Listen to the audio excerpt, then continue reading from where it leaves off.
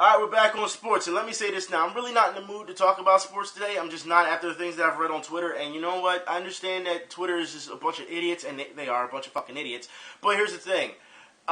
It pissed me off to the point where I didn't even want to talk about sports, but I have to remind myself that it's completely unrelated to sports. You know what I mean? It has nothing to do with sports. And for the things that we have to talk about, there are some positive things I need to talk about, which will more likely counterbalance the negative that I've been reading on Twitter, and also some serious issues when it comes to sports. So we should get started right now. I want to start off with, like I said, I want to start with the positive. That's right. For those who don't know, I want to talk about the Super Run. This happened, and we got to start local and talk about the festivities that happened over the weekend and that's coming up. Not just in Philadelphia, but in other areas as well. So please listen up. The Super Run. That's right. Pretty much went out without a hitch. It went off without a hitch. It was a very, very fun run. For those who don't know, the Super Run is, a 5K where everyone can dress up as superheroes, and you have to understand it's all for a good cause. It's for the the Almond Fund for young adults, for kids, pretty much. And what you do is they give you these capes. I'll show you now. They give you these capes that you wear when you're running. Of course, you don't have to wear the cape if you don't want to. No one's, stressed you to wear it or not, but this is what the cape looks like, so you can see. All right, the Super Run, and they also gave us this medal. Now, as you can see, the medal is very, very dainty and very small, but it doesn't matter. It was for a good cause. You know what I mean? That's what you do it for. So, anyways, the Super Run. Let's get into it. First, I want to say thank you to all the people who didn't act like assholes. That's right, and that means all of the people there didn't act like assholes. It's not like how it was at the Phillies run where kids were getting knocked over and adults didn't care and then they started a fight. Actually, it's the complete opposite. Everyone came in a good mood. Everyone came in great attitude. There were kids who ran the 5K with everyone. I would say as small as, 6, 7 years old was out there running. When the starter race, one kid did fall, tripped over a cone. And as soon as that kid fell, a number of adults came to help pick the child up and just kept running, which was cool. So it goes to show you this was the tone, okay? Everyone was having fun. Nobody was taking it seriously, except the elites, which I will talk about in a bit, okay? But I want to say that everyone came out as their favorite superhero, as usual. You saw the pictures on Twitter. I came out as One Punch Man. It was, instead of being traditional superhero, because there was enough Superman, Captain America, Batman. I can't tell you how many Batman I saw. Ninja Turtles was out there. A lot of females were dressed as Ninja Turtles and Batman. I'll say that. And there was some Wonder Woman as well. I think if I'm going to call it cosplay because you're dressing up as a hero or a villain or whatever, because there was a couple Jokers out there.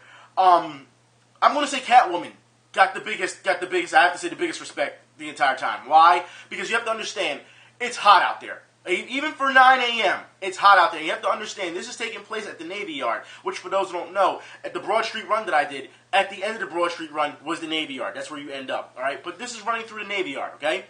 Now, with the Navy Yard, it was really hot on Saturday, really hot. Like the temperature on my phone says 65 degrees. When I stepped outside, I was like, it's not 65 degrees. Not at all. Okay, not at all. So, it was hot outside by 9 a.m. Anyways, Catwoman had on the all-leather outfit, right? The all-leather, like Michelle Pfeiffer, biker, outfit. And she ran the 5K in motorcycle boots. That's right. No running shoes. All right? In motorcycle boots. So you're running the entire 5K in motorcycle boots. Yo, my respect. And you're wearing hot leather the entire time? Yeah. I will say, though, that was the best cosplay. Second best cosplay had to go to these two elderly ladies who were dressed up as the Wonder Twins. That's right. And they were doing the Wonder Twins activate every time somebody wanted a picture with them. So, and they looked just like the Wonder Twins still. It was really cool. So, those were the best two cosplays I saw. I saw some cool Deadpools out there. A really good Spider-Man that was out there. He looked just like Spider-Man. And it's not just, you just put on the outfit and everything. No, the outfit looked official. Like, it was legit. Like, it was a cool Spider-Man. But other than that, there was some, like I said, there was only 3 different anime people, including myself. Like I said, I dressed as One Punch Man. There was this one kid, he was 16, black kid. He was, Super Saiyan Gohan. And I'll put it like this, I could not catch that kid. He was 16 years old. He was on a tear. You know what I mean? But he looked like he was, this is what he does.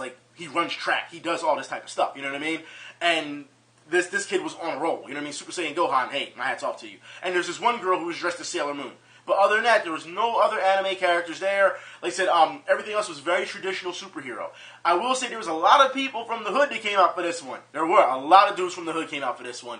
I even saw even walk through the parking lot, dudes was stashing these stuff in their car, so you know what I mean, nothing was wrong. But they didn't want to dress, they didn't want to put the capes on. Like I said, they didn't have to put the cape on. But they came like with a tank top on, like military shorts, you know what I mean, cargo pants, and a tank top with like Captain America on it or something like that, you know what I mean, or the Punisher or something like that. It wasn't like, you know what I mean, they weren't getting dressed up, so, you know what I mean, but they still had fun, you can tell. So, you know, and like I said, it was all for, like I said, young adults. It's cancer fun for young adults anyway. So a lot of kids were out there. Everyone had a great run. Now, here's the thing. This course, I have to talk about this course, all right? Because I usually do this when when I talk about these things. The course, some of it wasn't treated, and some of it wasn't protected, meaning it wasn't blocked off. So you had a person to watch every other block when you're running, right? So if a car came and the person was like, no, you can't go this way, you got to make a U-turn and go around. Every other block, right? Here's the problem.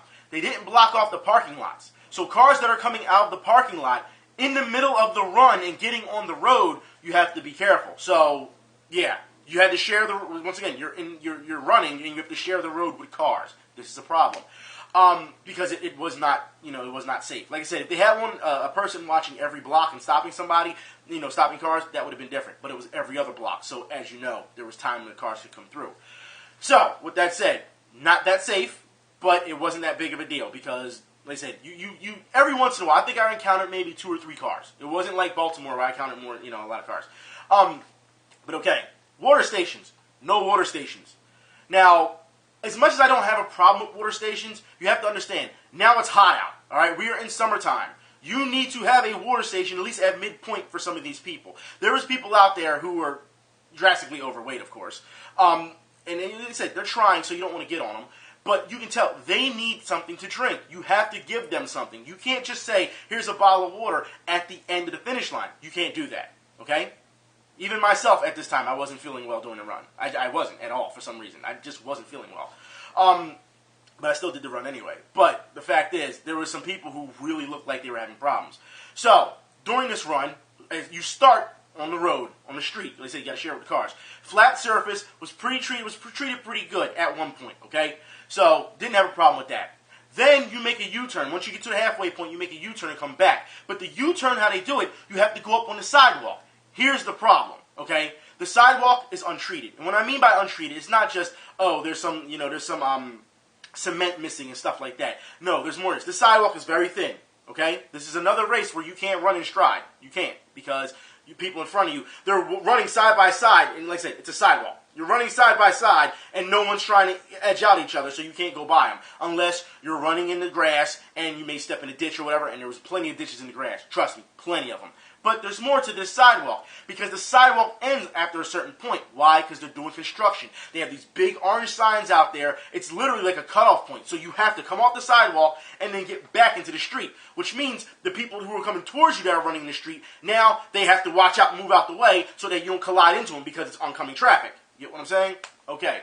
So, that is a problem. The course setup was not that good. It was still better than Philly's 5K, don't get me wrong. Going through FDR Park was an absolute disaster, okay? But this needs to be thought out a little bit better, okay?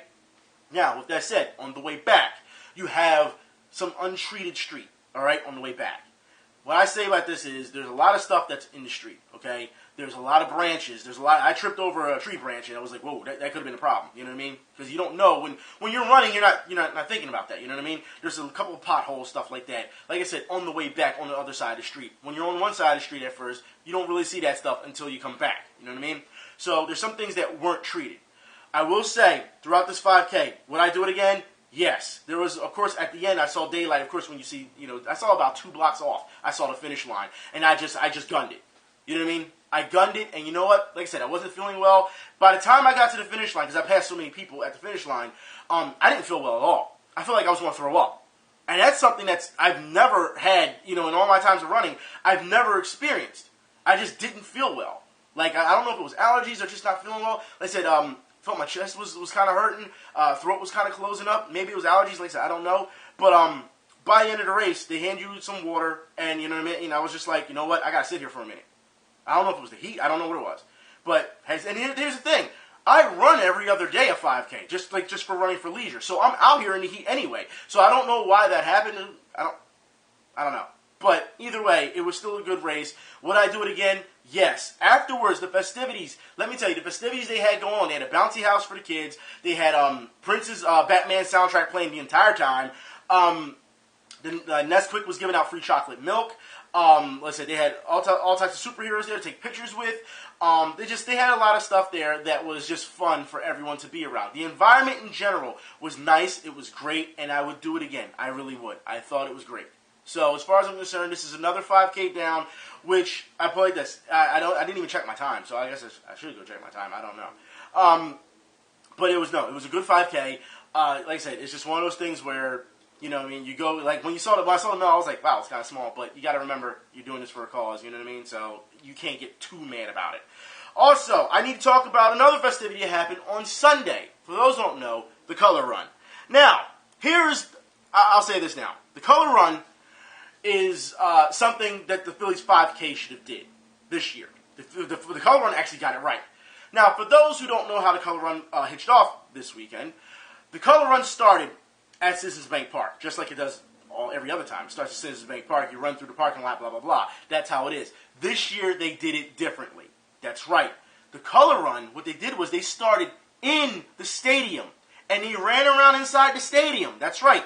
And then came out to the parking lot, and that's when they threw all the color at people and all. They got a nice medal for it, too, a pretty big medal. So, as far as I'm concerned, I think if the Phillies 5K, take notes, all right? You Phillies 5K, you started in the parking lot. The Phillies 5K, you ran around Citizens Bank Park, ran through FDR Park, came back around into the parking lot of Citizens Bank Park, and that was it. As opposed to the Color Run, which actually got access to the stadium, inside the stadium. That would have made more sense for the Phillies 5K as far as I'm concerned. You know what I mean? People were stopping and taking pictures, apparently. Like, this is things that I've heard from people who were actually there, all right, and talked to, like, physically talked to. So, and I saw, like I saw the medal. It's a hell of a lot bigger than the Super Run. Hell of a lot bigger. It's very nice, you know what I mean? So, the Color Run actually did a really good job this year. They did, okay? So, hats off to the Color Run as well. Now, I want to talk about the upcoming runs that are coming up. Philadelphia, New York, Wilmington. There's a number of things that are coming up. That's right. So, let's get started. I want to talk about the Rock and Roll Marathon. Now, before I get to the half marathon, before I get to the half marathon, I want you to see the 5K medal for the Rock and Roll half marathon, but the 5K version. And this is the medal for this year's Rock and Roll half marathon. But that's not all. No. The Rock and Roll half marathon in Brooklyn, they've released the medal for that as well. Now, once again, I would like to remind everyone, because I did this race last year, I did the half marathon last year, the Rock and Roll half marathon, or the 5K, either way you see it, all proceeds go to the American Cancer Society for research. So, it goes to show you that you're still doing this for a good cause, all right? Don't want anyone to think that, it's just about you. No, when you participate, you're actually doing this for a great cause, you know what I mean? You're helping people. Also, I want people to know now, the CR Food Truck 5K is in Wilmington coming up. That's for all you foodies out there who love food. Apparently, you can go and do this 5K. There's going to be a number of food trucks there that you can get stuff from. Apparently, music, beer, you know how that's this. People have to understand, when you do these 5Ks or these marathons, especially the Rock and Roll Marathon, they have all types of music playing throughout the entire time that you're running, and then you get free beer afterwards and food and stuff. This is how it works. And then people just sit back at the end of these things and just listen to the music and party and dance, and that's what these runs are, okay? So it's not like you're going out there and saying, oh, I'm dying or whatever. No, you're actually out there to have fun. That's what you're out there to do. All right, they make it as entertaining as possible. But like I said, the CR Food Truck Challenge is coming. So once again, 5K is coming. So like I said, if you want to go and do that in Wilmington, Delaware, by all means, go ahead. Get your free beer, have your, all these unique food trucks to eat from, stuff like that. Also, I need to talk about other upcoming runs that are coming out, that are on the rise. From the Poconos all the way to Atlantic City. That's right. I have something in Collegeville, Wilmington, Wilmington, Collegeville, Levittown, Atlantic City. I'm going to give you the list of not just runs, 5Ks, and half marathons, but also triathlons. This is the list so far.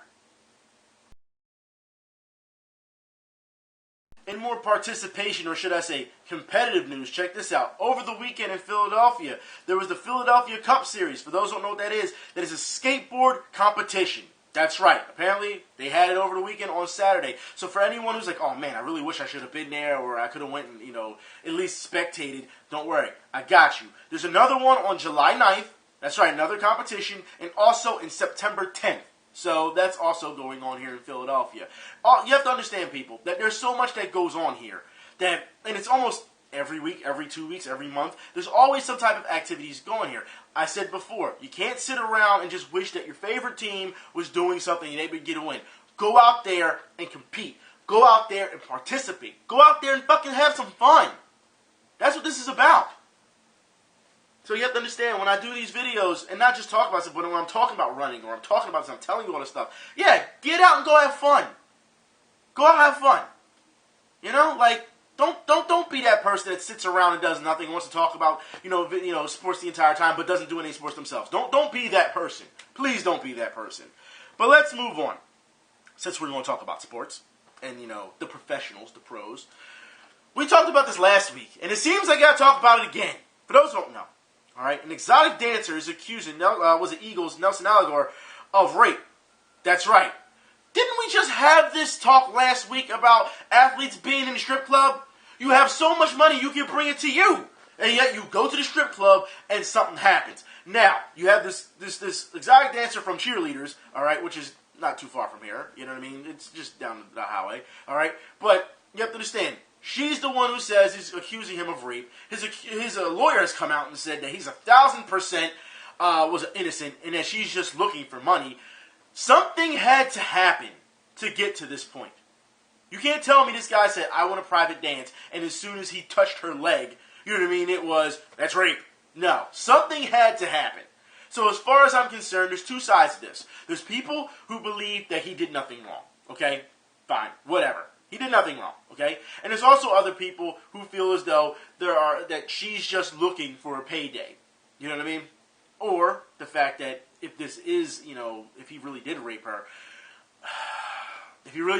then it's going to shine a spotlight on athletes in this problem. And you know what? Like I said, because this is the first time we've seen this. You know what I mean? Someone screams rape, and you go to court, and everything. We've seen it time and time again. I mean, first thing you think of when you see that rape is what? Kobe? Yeah. Like I said, this is the first time it's happened. But the fact that this has happened 2 weeks in a row, because remember, Talib just not too long ago last week he was shot, and then we're finding out that he actually did a Plexico burst and he shot himself in the leg.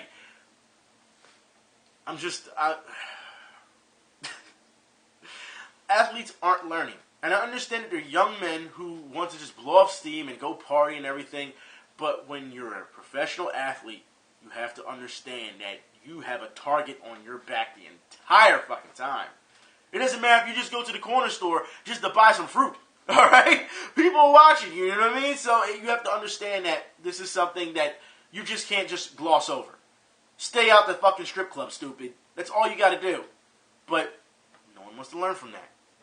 Speaking of people who don't learn things, let's talk about the NBA Finals. Yeah, let's talk about that. Let's talk about the travesty that the NBA Finals was. The last game that they had was so bad.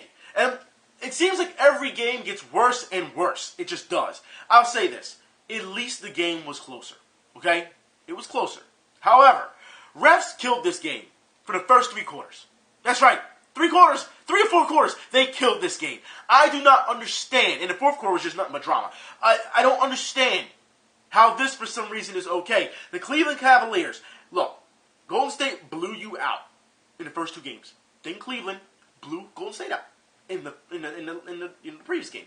So we've got 3 blowouts, okay? Inconsistent for the NBA Finals. It actually makes, like I said, the Finals look bad. The NBA product overall look bad. But that's a different story, right? Okay, because, no defense being played and stuff like that. So, the game itself was so bad. Look, Cleveland, clearly you are not Cavs fans. I feel, it's hard for me. Look, I feel bad for you. There's one part of me that does.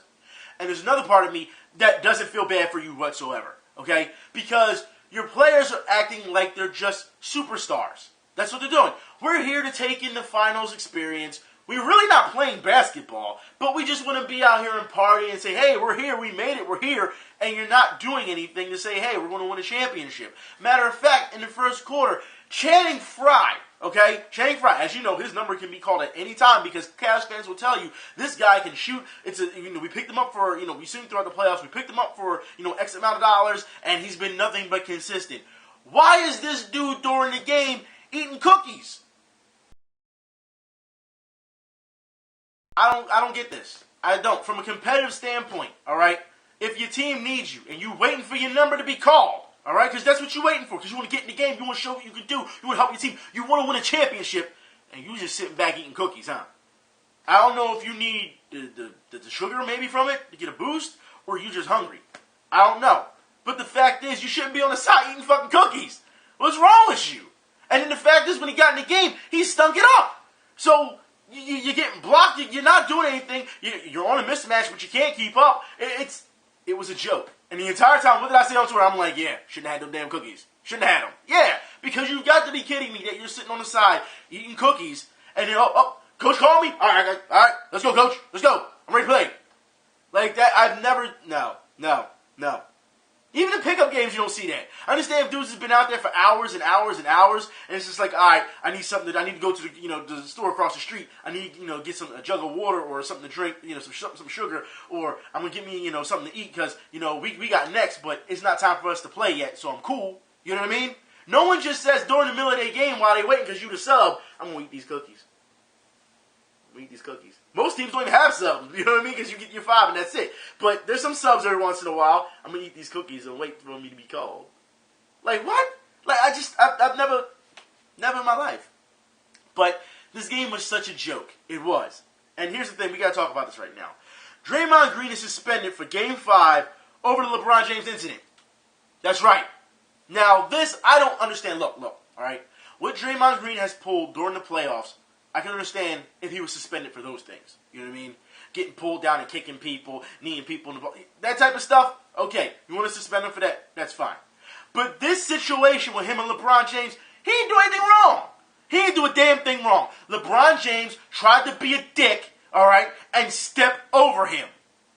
And Draymond Green got up and said, because we all saw the play. We know what happened. He's got his head down. He's trying to get up, and LeBron James tries to step over him instead of backing off and going around him. Tries to step over him, and it's disrespectful. And he got upset about that. I mean, we just saw, just not too long ago, they just had, the 15-year anniversary that Allen Iverson stepped over Tyronn Lue, didn't they? So, of course, he's going to take that as a disrespect. That's not all. Kevin Love comes out and says he feels that stepovers are disrespectful as well. So, LeBron James steps over a guy in a form of disrespect, okay? Nothing happens to LeBron James. Draymond Green reacts to it, and he's the one suspended. Really. Because let's be honest here. When they're tying up afterwards and everything, and they're having all this argument, and mind you, if you watch the play again, when you watch the dispute, LeBron James is fine till somebody grabs him. Oh, you hold me back? Yeah, hold me back, because something get ready to happen. Seriously, LeBron?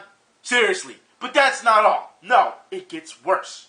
Because for those who don't know, all right, in the fourth quarter, we're starting to see the refs. You can't say it's physical play. You can't. It's blatant fouling. That's what they are. But if the refs aren't calling it, they're holding they're swallowing their whistle for some reason. The refs did a horrible job throughout this entire series of reffing. I mean, before I get in the fourth quarter, matter of fact, I'll give you a good example, okay?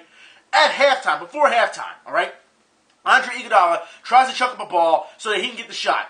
J.R. Smith fouls him. Mind you, there's no time left on the clock. He's chucking it up. No time left on the clock. J.R. Smith fouls him. Clearly, this is what it looks like. This is the foul. As you can see, right there in the damn frame, right there in the picture, foul. Arm, right here, foul. The refs don't call it, okay? And Steve Kerr gets upset, and he's like, why aren't you not calling that, ref? Clearly, it's a foul. We deserve three shots for that. And what did they do to Steve Kerr? They tech him. So, let me get it straight. You let a guy who blatantly fouled Andre Iguodala get away with one. And then when the coach of the opposing team who sees it, because it's clear as day, anyone can see it on TV, the fans see it, clearly a foul, he says, look, you missed the call. Why aren't you giving us this call? And you tech him for questioning your authority because you blew a call? Because let's be honest here, that's what you did, refs. You've been blowing calls throughout this entire season. But it's wrong to go against the referees. Matter of fact, we have more of that too. For those who don't know, Tyronn Lue is fined after Game 4's loss, blaming referees for not giving LeBron James calls. Yeah. Now, while this can be a little hypocritical, because I'm going to put the link in the info bar and watch the video. Tyronn Lue says that LeBron James always goes to the basket every single play. And if anyone watched Game 4, even Cavs fans were saying, LeBron isn't going to the basket the entire game. He's just passing off. He's too scared to go to the basket. He being locked down by Iguodala. Then when he gets past Iguodala, he get blocked by Draymond Green. Every time he did not go to the hole when he should have been dominant. Mark Jackson was commentating saying, why isn't LeBron James taking advantage of this? Why isn't he going right down the middle? Everyone saw that he wasn't attacking the basket. Yet for some reason, Tyronn Lue at the end of the game had to say, LeBron wasn't getting any calls. Look, I put it like this. When LeBron James steps over somebody and doesn't get called for anything, and it starts a problem, and Draymond Green gets suspended, then in the fourth quarter, LeBron James acts like a little bitch. That's right, a little bitch. Matter of fact, I'll go even further than that. A little bully. All right? Because we saw what happened at the end. He was salty that they were losing, so what we do? Hack the shit out of Andre Iguodala. Hack the shit out of Steph Curry. And Steph Curry was like, yo, ref, that's uncalled for. There's like 2 seconds left in the game. That's uncalled for. He's hitting me this hard. And what LeBron James do? I'm trying to get all hawked up. What's up? Got in Steph Curry's face. What you gonna do about it? Blah, blah, blah. And Steph's like, are you serious? What the fuck? Right? Really? Get out of here. And that's how he was. So he was trying to act like a bully. Did he get called for anything? No. Did he take any type of shared responsibility when it came to Draymond Green? When it came to that situation? No. Did he try to act like a bully in front of Steph Curry and the refs? Mind you, if you're watching the clip, the ref was like, he wasn't doing anything. He was just watching it back and forth. Ref's not even trying to break shit up. He's just like, yo, he getting mad.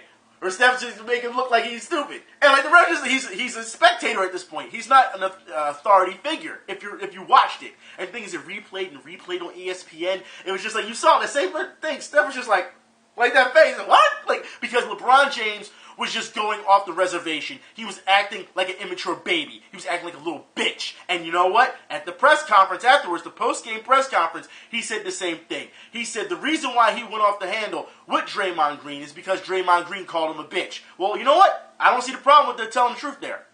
Seriously. You tried to step over somebody. He took offense to it. You get mad because he calls you a bitch. And what did he say at the press conference afterwards? He was like, where I'm from, we don't take that. We take offense to that. So, it's okay for you to get upset because he called you a bitch and take offense to that. But it's not okay for him to take offense to the fact that you're trying to step over him like that. Okay. Alright. Whatever. Fucking hypocrites. But you know what? Like I said, the entire fucking game was such a mess that you can't take it seriously. Matter of fact, we've talked about this all season about people who don't watch the NBA because it's a fucking joke during the regular season. Matter of fact, ESPN, we're talking to people, they're showing Twitter handles because they wanted responses from people about what's going on with these games. And guess what happened? Fans actually said they don't watch the entire NBA all season. Today, we ask you, should the NBA consider shortening the regular season to cut down on fatigue and injuries? #NBA season. Here are the responses. They've been playing 82 games for 40 years. All of a sudden, the modern athlete is tired and hurt all the time? No way. Good for the game and players, but moot, because owners will never give up money reducing schedules. Or actually, let me read that one correctly. Nope, it's the endurance part of the game. You don't shorten a marathon because of fatigue. Yes, 82 games is ridiculous. Cut it down by 20 games. I don't even pay attention to the regular season. The NBA is in bad shape when its own fan base admits that it doesn't watch all the NBA because of how bad it is. Like, come on. They're not going to sit here and watch it. Not because it's just long, but let's be honest here, all right? The players and the refs have all season to get it right, to get themselves together for playoff time. Now, mind you, in a logical world, you would say, okay, they should be ready before the season starts because that's when the season matters because that's what they're getting paid for. But apparently we've got to the point now where we can be so relaxed about it, we can just take it on the chin and say, okay, these guys are playing piss poor during the regular season they get paid millions of dollars for, and that's okay because when the playoffs start, that's when everybody will get better. That's where we've got to now. We've become so complacent as fans, that's what it comes down to. Now that the playoffs have started, people are supposed to take it up a notch, the refs are supposed to be on top of their game, and what are we seeing? We're all in the playoffs, into the finals, past the conference finals, into the finals, and they still messing up. And yet, We're supposed to take this seriously, and we're supposed to take this still, once again, supposed to be complacent with it. We're supposed to be able to listen to the media and say, because, every game that happens, the media says, oh, that was one for the ages. That was such a great game. This is why I can't take it seriously. I can't. Like I said, I'll sit and watch and I'll make jokes about it, but don't dare tell me that the level of competition is so damn high that you just have, you're just supposed to accept it. We're seeing huge fucking guys. Guys are just walking down the lane and scoring. Nobody's trying. I mean, come on. Refs are blowing blatant calls that are right in front of their face. They're not doing their job. And Adam Silver says that, there's nothing wrong with the product. He watches as a fan. There's nothing wrong with the product. Even though, like I said, last week he said he wanted to get rid of the hack-a-shack rule. Yeah. I think you got a lot more problems than that, bruh. A lot more problems. But when your fan base is coming out and saying, look, I don't even watch the whole series, the whole season, because it's too long. It's a joke. 82 games of what? This? Of this? I'm supposed to just sit back? Okay. All right. Look, Cleveland Cavaliers fans, Game 5 is tonight. Draymond Green has been suspended, which he shouldn't have. Okay? Like I said, you want to suspend him for his other past things he did in OKC, or maybe in the beginning of this series with Cleveland, I'd be okay with that. I would. But the fact that you suspended all this bullshit, nah. That's them trying to make the game a little bit more closer. And a lot of people want to say, well, just because they got rid of Draymond Green, that doesn't mean that Golden State's going to lose. No, it doesn't mean it's not going to lose. But the fact that you've pretty much handicapped them. Because remember, when they were talking about suspending him before with OKC, everyone was saying, oh no, you need Draymond Green because he's the engine that makes that, that team go. Mind you, you got the MVP, Steph Curry there. You got Klay Thompson there. No one had any, for some reason, when they were talking about Draymond Green, nobody had any faith in those two players. During that OKC, the OKC Golden State game. When they were talking about getting rid of Draymond Green. Nobody. No media. Chris Broussard, they say Stephen A. Smith. No. Draymond Green is the engine that makes him go. Now that we're in the finals, and you get rid of Draymond Green, people are like, well, yeah, I guess that doesn't hurt them but so much. Fucking me. Your MVP, LeBron James, the guy, and I say MVP because he says he's the MVP. He says he's the best player in the world. The last game he had 18 points. 18 points. That ain't shit. But check my stats, yo. Triple-double. Stop. In this time, when you are needed, and it's urgent, you have to win the game. You have to take the ball in your hands, and you got to go. And what I mean by it is, you have to put on all-star numbers. You should be putting up 30 points or 40 points. And you say, well, Vent, that's kind of messed up that you have to do that to his teammates. Guess what? His teammates ain't helping him. So you know what that means? And you can't even get mad at him. You want to know why? You want to know why? Because LeBron handpicked these people. He went and got these people. So it's on him. That's right. J.R. Smith just chucking the ball up. Kevin Love ain't doing a damn thing. No, look, these are people that LeBron went and got. All right? Where's Shump? Shump ain't over. There wasn't Knicks fans at one point, the delusional Knicks fans, saying that Shump had the potential to be the next Dwayne Wade? Yeah, okay. Look, the fact is, this is on LeBron because he put this team together. GM LeBron, all right? And then we saw Coach LeBron. That didn't work either. The fact is, as a player, he's not taking advantage, and you should know this is a do-or-die situation. Game 5, tonight. Cleveland fans, I don't care if the Cavs don't want to do it, but Cleveland fans, you should know by now, before this even starts, do yourself a favor and sacrifice the live chicken for this man. It also gets worse for Cleveland fans because, Cleveland fans, I don't understand what's going on. You're down 3-1. You lose at home to Golden State, all right? Closer game. But your fans decide to start fighting in the stands. Why is this? Now, here's the thing. When Golden State was down 3-1 to OKC, Golden State fans didn't fight in the stands. No, they didn't. But in Cleveland, they fighting in the stands now. Look, I understand that you're passionate, but at the end of the day, it's still a fucking game.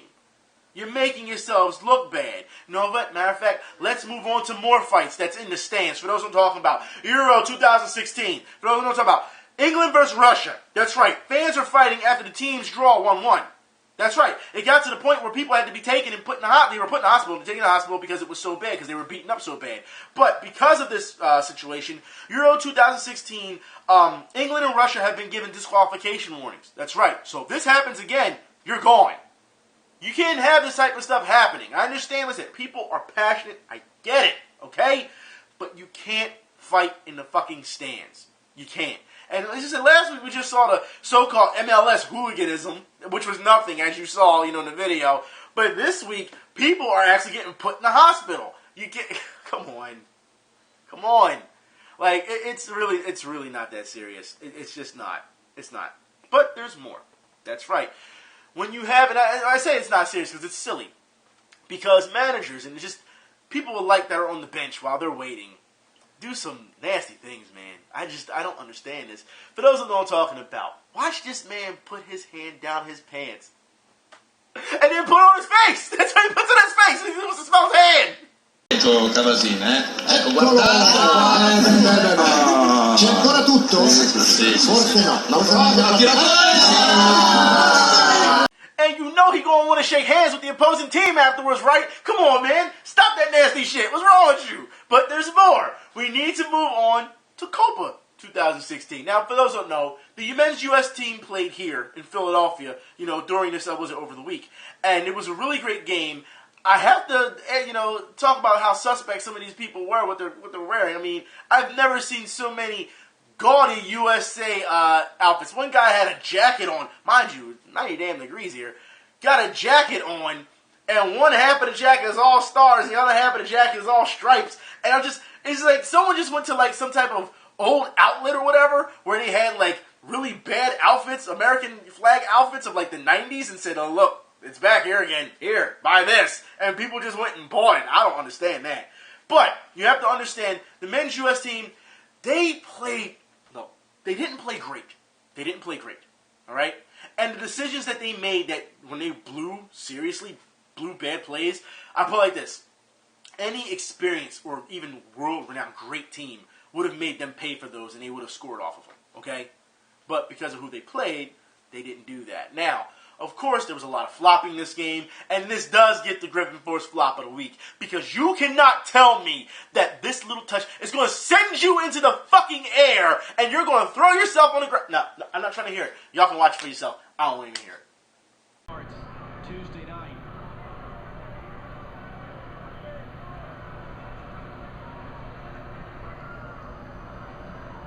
So DeAndre goes in. He does slip just a little bit beforehand.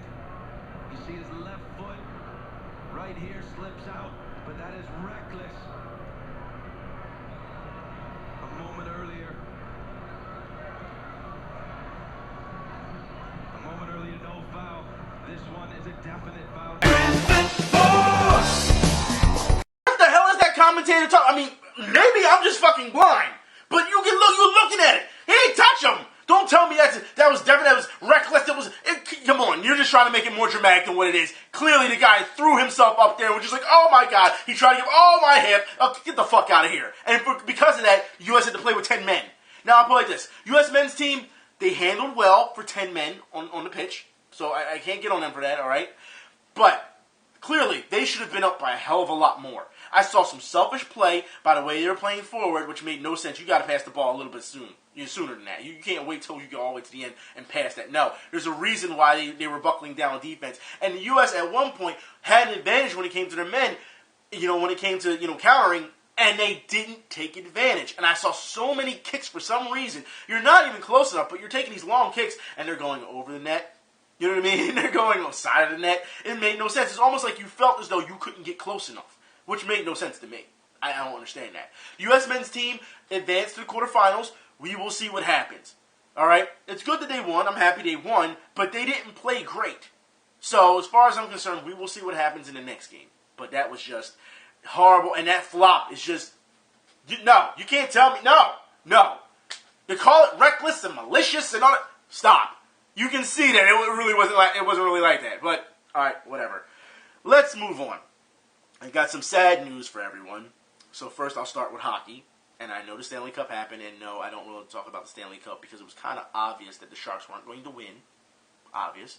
Kind of obvious the Penguins are going to win this. So, yeah, Penguins win the Stanley Cup. But I want to talk about more important issues, more pressing issues about hockey. For those who don't know, Gordie Howe died. That's right. Mr. Hockey died. And you have to understand that Gordie Howe was a big influence in a lot of people who played hockey. A lot of players that you see today went and bought his book. You know what I mean? Went and studied Gordie Howe because he was the guy. You know what I mean? Gordie Howe is so known. I mean, I remember even when The Simpsons put Gordie Howe on TV. You know what I mean? Like on their show. Gordie Howe was world-renowned hockey player. You know what I mean? And he got respect from every hockey player. You know what I mean? That was, you know what I mean? That's, I'll say, in the league now as opposed to yesteryears. And it's sad that Gordie Howe, you know, right after Muhammad Ali, it's crazy that Gordie Howe, you know, this happened. However, Gordie Howe, his funeral will be open to the public. The family is going to make it known that it's open to the public, just how Muhammad Ali's funeral was, where it was open to the public as well. Also, in more sad news, Kimbo Slice dies. That's right. Now, of course, this happened, a couple hours after I did the video last week, was it? So, Kimbo Slice dies. Apparently, he had heart failure. We didn't find out till after he died that apparently he needed a heart transplant, and no one knew. They didn't tell anyone. I guess because, look, I understand that you have to keep certain things under wraps, and I want to talk about this because when fighters have problems and ailments and stuff like that, you have to understand, it is hard to insure fighters. Just like pro wrestlers, it's hard to insure them, or any other athlete when it comes to football and concussions and collisions and stuff. Fighters are hard to insure. So you're paying premiums to insure yourself. For Kimbo Slice to need a heart transplant, can you imagine those hospital bills? And they're starting to add up. And you have to keep fighting to make that money so that you can pay for those bills and to keep your family afloat. It's a cruel world. It's a tough world. And I think people have to understand, regardless how you feel about Kimbo Slice, whether he was just a street fighter or he was ignorant in what he was saying about martial arts or whatever the case may be, okay? The fact is, he didn't deserve to die because of that. You know what I mean? Like, heart failure. And then you go back, if you go back now, you look at that last Bellator fight with Dada 5000, it's like, there's a problem there. And he was having heart failure, which makes me feel as though he had an enlarged heart and he wasn't getting enough blood to the heart. And I know a lot of people, when I was talking to them on Twitter about this, they were saying, you know, if you look at these guys, you look at the way they're fighting, they probably didn't do more than 10 minutes of cardio. And that's a thing. You have to understand, if you've put so much mass on top of your body like that, you're 230, 50, 60 pounds or whatever, you're just big as hell. You have to understand that you have, your heart grows so large. It's an enlarged heart. It has problems getting blood to it, so you have to constantly keep doing things to get that blood, to keep it moving. If you ask any type of football player, any type of lineman, when they try to sleep and they sleep on their back, they get sleep apnea. They feel like someone is sitting on their chest because there's too much weight crashing down on their chest when they're laying on their back. They have to lay on their side. There's so many problems. So when you see linemen, and you see the 300 pounds or whatever, and they're only like 22 years old, like, it's a huge problem. Huge problem. So, but these are the risks that they take to make this type of money so that they can keep, going on. Kimbo Slice, like I said, we didn't know that he had heart problems. So when you go back and you watch that fight with Dada 5000, even though, remember, Dada 5000 was the one that had to go to the hospital afterwards because his heart stopped working. Remember, they had to bring him back. They had to revive him after that fight.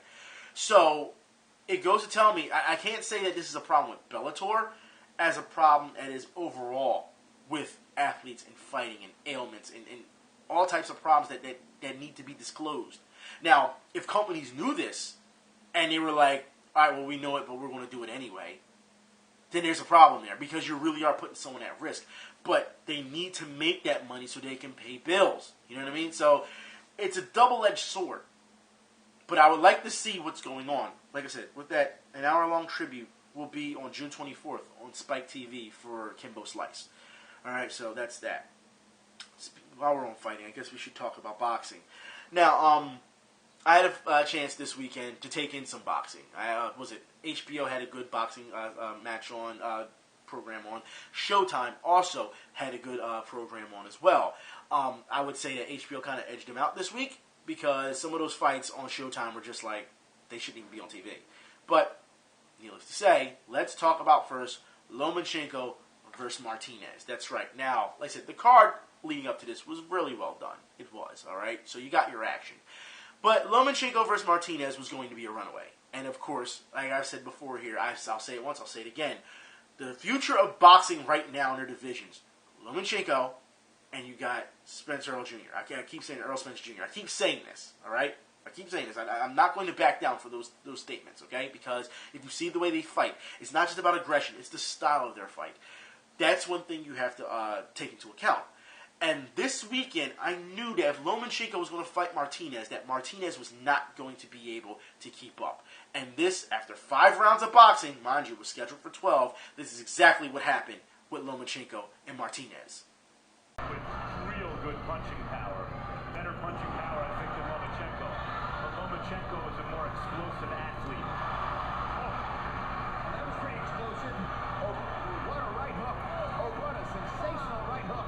Over. It doesn't look like Rocky Martinez is going to get up for that. Over. An immediate stoppage after the count of 5. Now, I'm not just showing you this knockout, just like, oh, it's a knockout, oh. No, I want to talk about this in an educational standpoint. First off, let me address the commentary on this, okay? Because as you hear him say, oh, well, the ref stopped the count at 5 and knew it was over with. No, if you're listening to the ref, he actually counts all the way to 10. So, no. You're absolutely wrong with that with the commentary. This is what happens when people get a little bit too overreactive when they're commentating or they're watching something. Oh, he stopped counting after 5. Clearly, you can hear him saying 8, 9, and then he calls it. So no, he gave him his 10. He tried to give him the standing 8. Clearly, he wasn't getting up, and he gave it all the way to 10. He called it quits. All right, so that was it. I want to talk about how excellent Lomachenko is at getting up close on you. And you have to understand, if you watch these fights, Lomachenko's really this close. He's like this close to you, all right? Right in front of your face. And he can't be hit.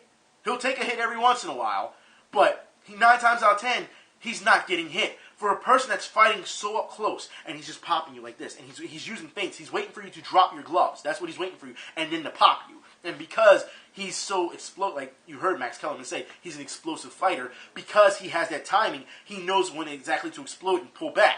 So, boom, explosion. Whoa, I just got hit. And he's still right in front of you, and you're constantly moving. This is an excellent strategy for a person of his size. And I put it like this. Even though Lomachenko not too long ago lost to Salido. That's right, he lost in the decision. Mind you, this fight with Salido, Salido hit him below the belt so many times.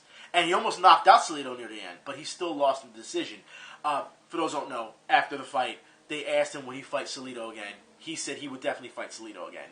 So, and Salido was there, and he was happy that, that he said that. So it goes to show you, we just talked about this last week, how, boxing needs to start putting together fights that fans want to see as opposed to, oh, this guy's undefeated, he's just going to keep coasting and coasting. No, put together fights fans want to see. It doesn't matter of records, you know what I mean? Just like the UFC does. So I think boxing is slowly starting to learn that. You know what I mean? And this is a good step in the right direction. So we will see Salido versus Lomachenko again, which will be, if you ask me, will be a great fight. Salido just had that fight, was it the week before? And they're calling that fight of the year now. It's a candidate for fight of the year. So there you go with that. Also, I do want to talk more boxing, especially with Lomachenko, because he won the title now. He's a title holder. He deserves it. Now, I know a lot of people are saying that, he's only had, 7, 8 fights. He's only fought 2 or 3 names, that are known. You have to understand, all right, nobody wants to get in front of this guy. You have to understand, when boxers see boxers fight like that, they don't want to get in front of him. So it's not that he's not taking opponents. He'll take on whoever. It's just, and he's not picking his opponents, I'll fight this guy, but I won't fight that guy. No, he'll take on whoever. You have to understand that Lomachenko has about, 300 and, 89 amateur fights? He's an Olympian, he's an Olympian, and then he comes in here and he does that. You know what I mean? So, with his pro career. So, he's more battle-tested than you think, So, even though he hasn't fought that many well-known names, no one's really stepping to the plate to fight him. And that's what it is. So, when fighters do that, it's not, oh, you running, you ducking. It's more of, it's a sign of respect. That's the real deal right there. That's what it comes down to. Also, I do want to move on to Provodnikov versus Molina. Now, here's a problem I have with this fight. Okay, first off, at the weigh-ins. Now, you're weighing in at 140, which that's That's the standard weigh-in. So you do your weigh-in, as you know, you do the weigh-in, and then the fight comes afterwards. You do your weigh-in at 140. And then come fight night, I don't know how this is possible, but how the hell, and I want you to see this, weight 140, Molina comes in at 20 pounds heavier during fight night. Now, as you can see with Provodnikov, he only went up 8 pounds. He had to rehydrate, and he probably ate a little bit of food, which is it. That's fine. He's still, somewhat okay, you know what I mean? But to go up 20 pounds, now mind you, this is a big problem due to the fact that Molina is clearly a better boxer than Provodnikov, all right? Provodnikov is more of stay up close and try to pound your face in. There's a reason they call him the Siberian Rocky. If he doesn't get you in like 4 rounds, you can pretty much coast. If you don't believe me, ask Chris Algieri. That's all you have to do. But Molina is a better boxer than Provodnikov. And then on top of it, you're adding 20 pounds, which means he's got a huge advantage against Provodnikov. So this fight goes the distance, okay? And Molina wins in the decision, which if you ask me, if you go up 20 pounds, it's absolutely irresponsible. If you ask me, if you have to go up 20 pounds, it's irresponsible as a fighter. You can't tell me that you cut that much weight. Oh, yeah, that was the weigh-in? Okay, now I'm going to go up to... I've just never heard of anyone going up 20 pounds. Never.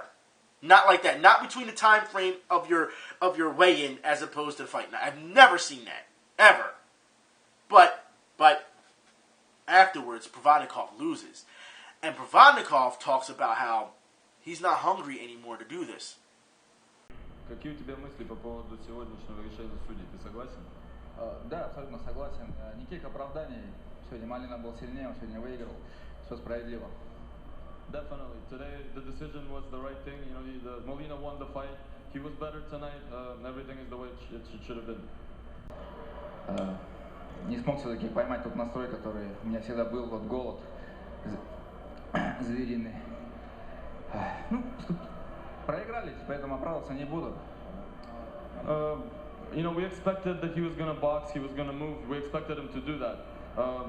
I don't know. It wasn't my night tonight. Maybe I don't have the same hungriness as before. It was a little difficult for me to find my groove, to find my smoothness tonight. It just didn't go for me tonight. I'm not going to make excuses. There's been a layoff, and he just said he didn't have the hunger. Was that part of the reason? I don't think Provodnikov is seeing the silver lining of this. You have to understand, you fought a guy who clearly is a better boxer than you, but on top of it, was 20 pounds heavier than you, and you still survived. And I say survived because if anyone has ever been hit by a guy who weighs that much and knows what they're doing, like I said, these are professionals. They know how to throw a punch. And you're hit by it, you're getting blasted in the face by a guy who's 20 pounds heavy. Look, you have to give yourself some credit. I understand that Provodnikov is upset. He's emotional. Yeah, I think you're training all these months only to lose. And it's happened time and time again. And he had such a layoff before this. And I can understand why he would just be like, you know what, maybe this isn't for me anymore. But you have to understand, you were kind of dealt a raw hand once he went up 20 pounds. You already knew that you were behind the gun, and in the post fight interview, he says we expected him to box that way. We knew he was the better boxer. They knew this going in. But for him to be up 20 pounds and you have to endure that for so many rounds, you got to give yourself some credit, man. You can't say that your hunger's not there because you made it through. You know what I mean? You may have lost, which it kind of sucks. Yeah, it sucks because, let's be honest here, it's kind of unfair when you go up that much weight. It is. It's unfair. But you deal with what you got to deal with because he made weight and all of a sudden he can do whatever. So I feel as though that it's very, very dishonest of Molina to do something like that. I really have a problem with that. But Provodnikov shouldn't get down on himself because he lost. You know what I mean? Or say he doesn't have the hunger. Clearly, in the beginning of this fight, Provodnikov was hungry. He was throwing bombs. You know what I mean? Like I said, first 4 rounds, throwing bombs. So he was there. He was in the game. You know what I mean? And as time went on, slowly teetered off, and he was getting caught. He was getting outboxed. And even like at the end, you can tell Molina's like, yeah, he put up his hands. And Provodnikov is still holding on to him like, yeah, good fight. And he's just walking off like, yeah, you can tell. He wore him out. You know? It's just sad that he would, maybe he'll change his mind. Maybe he just needs some time to think about things. And maybe it's one of those things where it's just like, because, he apologized to Showtime. He apologized to the fans for not being at his best or, not putting on a better performance. And, like, he was just very humble. And he was kind of, I don't want to say a little bit emotional. if you read the articles, they made it seem like he broke down and started crying and everything. As you can see, he wasn't crying. You know what I mean? So, there's that. Anyways, I believe I'm done for the week when it comes to sports. Pretty sad news to see. You got idiots who can't stay out strip clubs. You got refs who, listen, a product who right now is really having a problem. I will be watching Game 5 tonight. I cannot wait for Game 5 tonight just to laugh at it because it's going to be that bad. Yeah, I'm saying it. It's going to be that bad. But on a boxing standpoint, to see Kimbo Slice die, to see Gordie Howe die, and then to see what's going on this weekend, Provodnikov pretty much wanting to, I won't say wanting to retire, but he's hinting. You know what I mean? I mean, seriously, who wants to get punched in the face like that all the time and then keep losing? Yeah. Unless they're going to pay you millions and millions of dollars, there's no point of it. Besides, you got to look at your health. You know what I mean? And as we just saw with Kimbo Slice, it can be a huge problem. Anyways, I will talk to y'all later. Y'all be safe. I'm out.